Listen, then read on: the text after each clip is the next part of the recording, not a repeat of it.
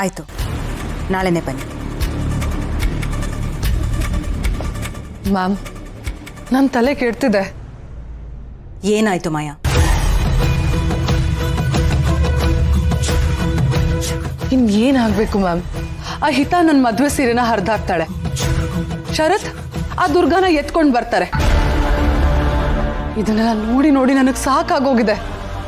ಇದೇ ಕಾರಣಕ್ಕೆ ನೀನು ಶರತ್ನ ಇನ್ನೂ ಮದುವೆ ಆಗದೆ ಹೀಗೆ ಇರೋದು. ಮ್ಯಾಮ್, ಏನಂತಿದ್ದೀರಾ? ಮತ್ತಿನ್ನೇನು ಮಾಯಾ, ಏನೇ ಮಾಡಿದ್ರೂ ಒಂದು ಸ್ಟ್ಯಾಂಡರ್ಡ್ ಮೇಂಟೈನ್ ಮಾಡಬೇಕು. ಯಾವಾಗ ನೋಡಿದ್ರು ಹಿತನ ಬಗ್ಗೆ ಕಂಪ್ಲೇಂಟ್ ಮಾಡ್ತಾನೆ ಇರ್ತೀಯ, ಇಲ್ಲ ಅವಳ ಕೇರ್ ಟೇಕರ್ ಬಗ್ಗೆ ಏನಾದರೂ ಒಂದು ದೂರ ಹೇಳ್ತಾನೆ ಇರ್ತೀಯ. ಒಂದು ಮೆಚುರಿಟಿ ಬೇಡವಾ ಮಾಯಾ ನಿಮಗೆ? ಮ್ಯಾಮ್, ಅವ್ರು ಮಾಡೋ ಕೆಲಸ ಹಾಗೆ ಇರುತ್ತೆ ಮ್ಯಾಮ್.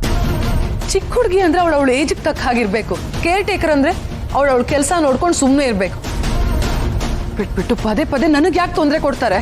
ಲಿಸನ್ ಮಾಯಾ, ಅವ್ರವ್ರಿಗೆ ಹೇಗೆ ಸರಿ ಅನ್ಸುತ್ತೋ ಹಾಗಿರ್ತಾರೆ. ನಿನ್ನ ಮೆಚ್ಚೋ ಥರ ಎಲ್ಲರೂ ಇರೋಕ್ಕಾಗಲ್ಲ. ಹಾಗಾದ್ರೆ ನಾನು ಏನು ಮಾಡಬೇಕು ಅಂತ ಹೇಳ್ತೀರಾ ಮ್ಯಾಮ್? ಏನು ಮಾಡಬೇಡ ಮಾಯಾ. ಇನ್ನು ಸ್ವಲ್ಪ ದಿವಸ ಉಳಿದಿದ್ದೆ ಅಷ್ಟೇ ನಿನ್ನ ಮದುವೆಗೆ. ಅದು ನಿನಗೂ ಗೊತ್ತಿದೆ. ಈ ಸಮಯದಲ್ಲಿ ನೀನೇನೋ ಎಡ್ವರ್ಟ್ ಮಾಡ್ಕೊಳ್ಳೋದು ನನಗಿಷ್ಟ ಇಲ್ಲ. ಹಾಗಂತ ಅವ್ರು ಏನು ಮಾಡಿದ್ರು ಅದನ್ನ ಸಹಿಸ್ಕೊಂಡಿರ್ಬೇಕು ಅಂತ ಹೇಳ್ತೀರಾ? ಎಸ್, ಇರಬೇಕು ಮಾಯಾ, ಇರಲೇಬೇಕಾಗತ್ತೆ. ನಿನ್ನಲ್ಲಿ ಏನೇ ಇನ್ಸೆಕ್ಯೂರಿಟೀಸ್ ಇದ್ರೂ ಅದನ್ನೆಲ್ಲ ಕಂಟ್ರೋಲ್ ಮಾಡ್ಕೋ, ಅಟ್ಲೀಸ್ಟ್ ಮದುವೆ ಆಗೋವರೆಗೂ. ಈಗ ನೀನು ಮಾಡೋ ಸಣ್ಣ ತಪ್ಪಿಂದ ನಮ್ಮ ಪ್ಲಾನ್ಸ್ ಎಲ್ಲ ಹಾಳಾಗೋದು ಬೇಡ. ಹಾಗಾಗಲ್ಲ ಮ್ಯಾಮ್. ಅಂದಮೇಲೆ ನೀನು ಸುಮ್ಮನಿರೋದೇ ಒಳ್ಳೇದು. ಮದುವೆ ನಡೆಯೋದಕ್ಕೆ ಏನೇ ಪ್ರಾಬ್ಲಮ್ ಆಗಬಾರ್ದು ಮಾಯಾ.